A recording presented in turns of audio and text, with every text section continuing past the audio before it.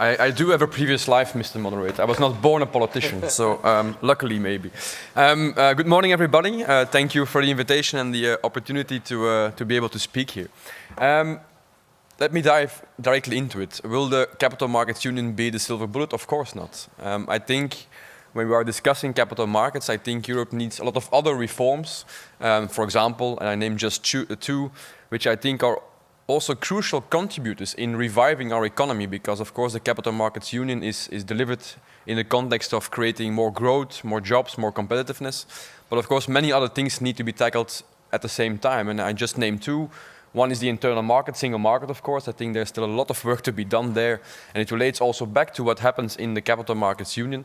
And secondly, of course, and the European semester was already mentioned, but I think that many member states really need thorough structural reform, where, of course, at the European level we can give recommendations, but in the end it's up to member states and their governments to do their part of the job to make sure that our economies are sound again, trustful again, and attract the necessary investment and innovation that is needed in order to create the economic growth that we all are looking for. For me, Capital Markets Union is very clearly focused, or should be focused in my opinion, about creating diversity and options for entrepreneurs. That for me is the baseline of the Capital Markets Union. Create a much more diverse framework in order for entrepreneurs, companies, SMEs, mid-caps to find the necessary funding that they are looking for, tailor-made for what they are looking for at that moment and their stage in the cycle of the economy.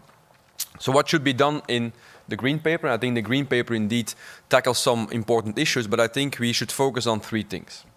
First of all, I think that we have to indeed review existing legislation, not one by one. We have the last 5-6 years, we did a lot of new financial regulation in the financial sector, basically trying to stabilize the system, which was at that moment, of course, necessary.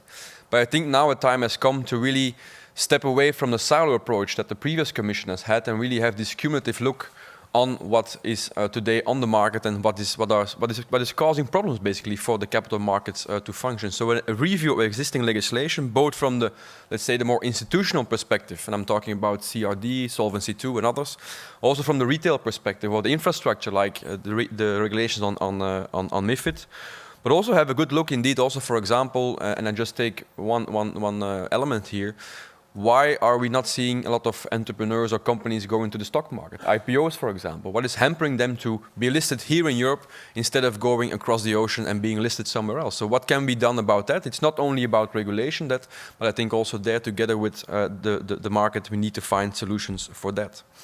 Secondly, I think sometimes we have to develop new legislation. I think the markets as they function today could use a little bit additional transparency, clarity, and I think we should focus our new regulation on that. With the first principle, of course, about do no harm. Make sure that the legislation, the regulations are not disturbing well-functioning existing markets today. And let me just give you just two or three examples there what I have in mind in that respect. We developed over the last couple of years, for example, the venture capital passport, which might be helpful to be active in Europe on the venture capital side. We have now, of course, also very recently developed the European Long-Term Investment Fund label. Question mark, how is this going to be used? We initially started out with really making a structure specifically intended to attract institutional investors to invest in long-term infrastructure and other types of investment. We include now also retail. This of course changes the dynamic of these kind of funds, so we'll have to wait and see what will be the take-up, but it's a new kind of legislation which is enabling and putting a new product on the market. And of course, last but not least, the idea of the Juncker Fund, the FC, what will the impact there be? Is a structure as it is foreseen now by Commission and the European Investment Bank the right one? I think we will see both in the Parliament and also I think with you a lot of debate and discussion on how this is going to work, but at least we are trying to put again something new in the marketplace to make sure that indeed liquidity is flowing, although there is of course a question mark if liquidity is the real problem today.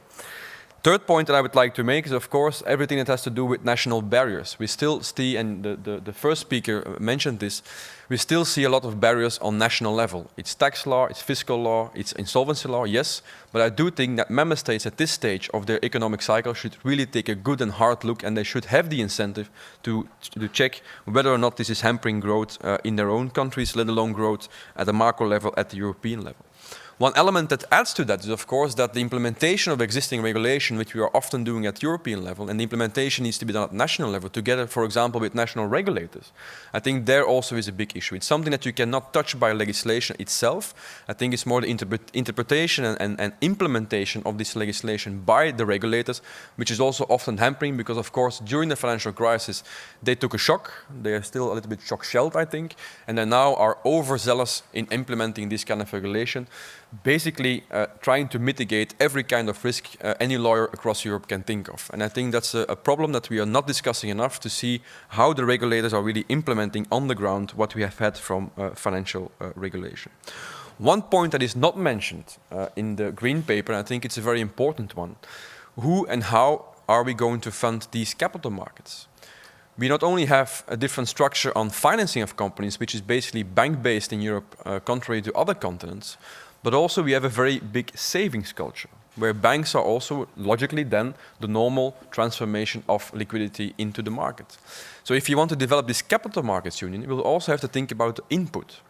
What we don't have, for example, at European level is a private pension savings plan, for example, which would allow the mobilization over longer terms, a lot of money to be put and used over longer stretches of time in these capital markets by institutional investors. I do think that retail investors do need a little bit of more risk appetite, but you cannot decree this.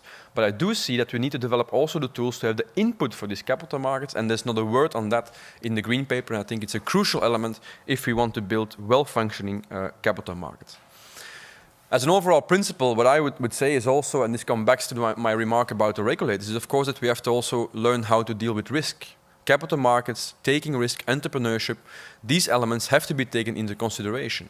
There is no movement in society, there's no progress in society if there is no risk. If we try to mitigate all the risk out of the system, nobody will move forward. So I think that we have to really think about when we do new legislation or when we are implementing legislation, that we find a balance between risk and reward. And in that sense, I think it's really important that also that concept is reintroduced. I conclude, I think that indeed we are not looking for especially new things. I think it's more about implementation at the European level, at the local level, to make sure that indeed we can create a more diverse financing market for entrepreneurship, innovation, and at least in the end also growth and jobs in Europe. Thank you very much.